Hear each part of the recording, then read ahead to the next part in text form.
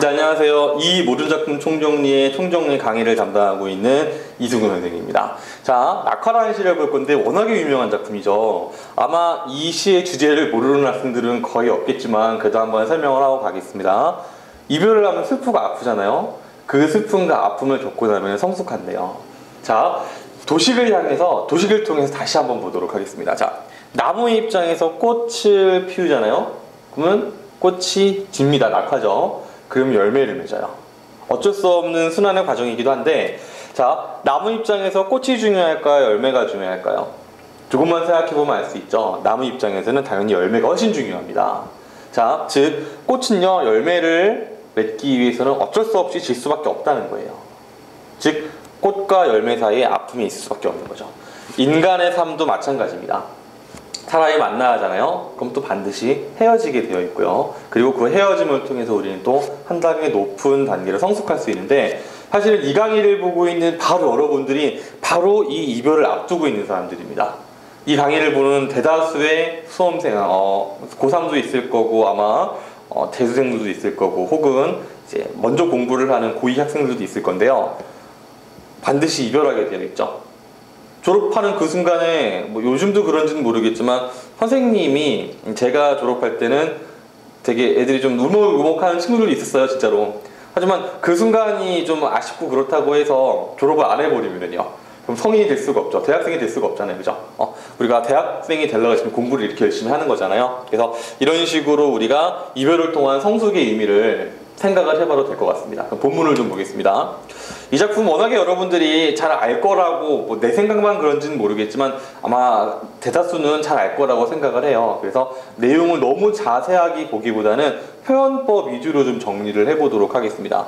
가야 할 때가 언제인가를 분명히 알고 가는 이의 뒷모습은 얼마나 아름다운가. 여기서 우리가 영탄과 서리법을 동시에 확인할 수 있는데요. 자, 뒷모습이 얼마나 아름다우냐, 아름다운가라고 감탄하는 것 같으면서 또 다르게 보면 질문을 던지는 것 같지만 이 질문의 답은 우리가 알고 있기 때문에 우리가 서리적인 표현이다라고 정리를 하겠습니다.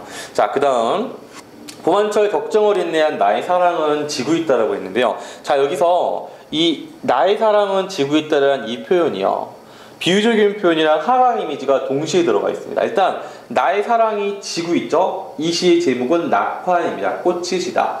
꽃 그 자리에 나의 사랑이 들어가 있으니까 이것이 바로 꽃을 비유한 표현이다 라고 쉽게 알 수 있습니다. 자, 그리고 또 하나 하강 이미지는 뭐냐면요, 떨어집니다, 꽃이. 자, 하강 이미지라는 거는요, 반드시 두 가지 조건을 다 충족을 시켜야 돼요. 첫 번째, 꽃이 떨어집니다. 물리적인 하강이죠. 그리고 우리가 이 부분에서 어떠한 정서를 읽을 수 있냐면요, 무언가 슬픈 느낌, 애상적인 느낌을 받죠. 즉 약간 부정적인 정서를 촉발시킬 수 있는 것을 우리가 하강 이미지라고 얘기하는 거예요. 다시, 물리적인 하강, 부정적인 정서를 촉발하는 것이 하강 이미지입니다. 자, 그 다음에 분분한 낙하, 결별이 이룩하는 축복에 쌓여서 지금은 가야 하는데, 아주 또 유명한 역설법의 예시가 여기 등장하고 있네요. 결별이 축복을 준답니다. 대단히 특이하죠? 자, 그 이유는요, 앞에서도 설명을 했어요. 꽃이 져야지만 열매를 맺을 수가 있잖아요. 그러한 의미를 담고 있는 역설적인 표현인데요. 지금은 가야 한다. 여기서 우리가 화자의 태도를 알 수 있는데, 화자는 이별을 수용합니다. 성숙을 해야 되기 때문이죠. 자, 그러면 이제 다음으로 넘어가서요, 비유적 표현이 있습니다. 찾아보겠습니다. 무성한 누군가 그리고 머지않아 열매 맺는 가를 향해서 나의 청춘이 죽습니다. 여기서 말하는 나의 청춘이 죽는다? 죽는 것은 꽃이 진다는 거니까 나의 청춘도 바로 꽃을 비유하는 말.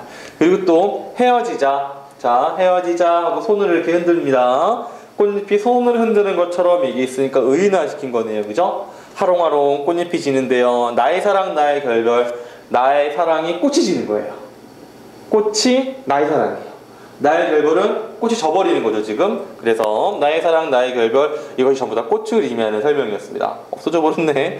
자, 그 다음에 또 음성상징어가 등장하는데요. 자, 음성상징어라고 선생님이 쓰고기다가 의태어를 같이 넣습니다.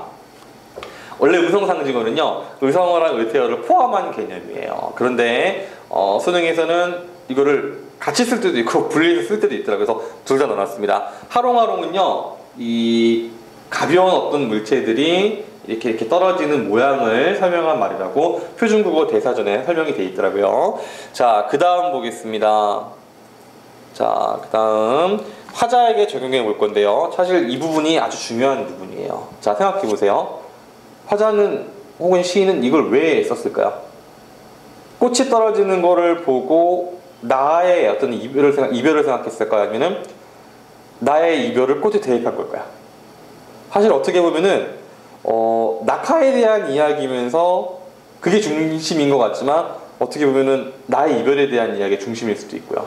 나의 이별에 대한 이야기면서 꽃에 대한 이야기일 수도 있죠. 그래서 이 낙화를 그대로 나에게 가져와서 나도 사실은 지금 이별을 했거나 아니면 하거나 그런 상황이겠죠. 그래서 나도 슬프지만 성숙하고 있다라고 지금 표현을 하고 있는 거라고 생각을 하겠습니다. 자, 그러면 이제 우리 책에 나와 있는 수능 출제 포인트를 볼 건데요. 이 표현상의 특징은 내가 다 설명하지 않을 겁니다. 중요한 거는 다 설명했고요. 맨 마지막 이 부분, 지고 있다, 죽는다 등의, 죽는다는 좀 말이 그렇네요. 현재 시제를 통한 현장감이 있다 정도, 요것만 그냥 내가 읽고 가겠습니다. 나머지는 여러분들이 보면 되겠습니다.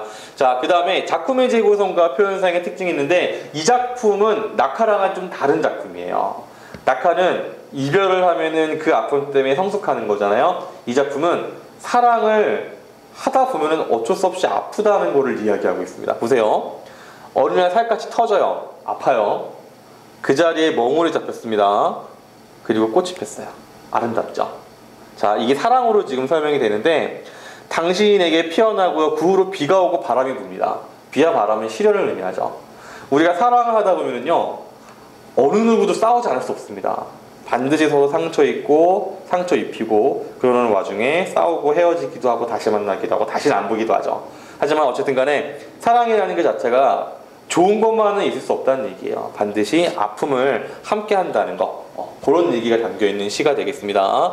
자, 이거는 내가 따로 보지 않겠습니다. 문제를 볼 건데요. 자, 기억에 현재 시제를 사용해서 현장감을 부여한다. 이거는 아까 내가 바로 읽었던 부분이니까 넘어갑시다. 니은 이 작품은 시간의 흐름, 크게 보면은 계절의 흐름이 등장을 하고 있습니다만 인식의 변화를 드러내는 것이 아니라 성숙의 과정을 보여주는 거니까 큰 상관이 없다라고 할 수 있겠습니다.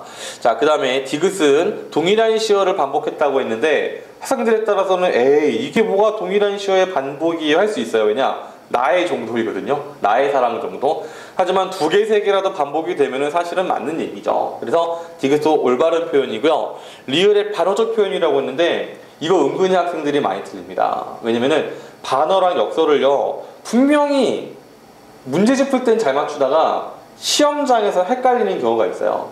역설과 반어를 구분하는 방법은 대단히 쉽습니다. 역설은요, 그 표현만 들여다보면 돼요. 그 표현만 들여다보면은 모순이 보입니다. 결별이 이룩하는 축복 그 자체가 모순이잖아요. 그런데 반어는요, 표현만 보면은 잘못했다는 사실을 알 수가 없어요. 주변 상황이랑 함께 봐야지만 그것이 이상한 표현인 걸 알 수 있습니다. 예를 들어서 지각한 학생이 있어요. 그 학생한테 야, 너 되게 일찍 왔다 라고 한 상황이 있었습니다. 그럼 자, 전체적인 맥락에서 너 되게 일찍 왔다, 딱 요것만 떼고 보면은요, 뭐가 이상한지 알 수가 없죠. 하지만 지각을 했다는 상황을 주고 너 일찍 왔다 그러면 반어구나 알 수 있죠. 즉 구분이 안 될 때는 주변 상황을 이용해서 보느냐 아니면 그 표현만 보느냐, 이렇게 확인하면 되겠습니다. 자, 그래서 이 반어적 표현이 잘못됐고요. 미음의 의태어 하롱하롱이라는 게 등장했었죠. 정답은 그래서 3번이 되겠습니다. 자, 그 다음에 18번 문제입니다. 욕한 거 아닙니다. 기역, 니은, 디귿, 리을, 미음 정답만 볼 겁니다. 봄, 열정적인 사랑을 했던 젊은 시절. 이 사랑이 바로 꽃을 의미하는 말이니까 대입하면은 딱 맞는 말이겠죠.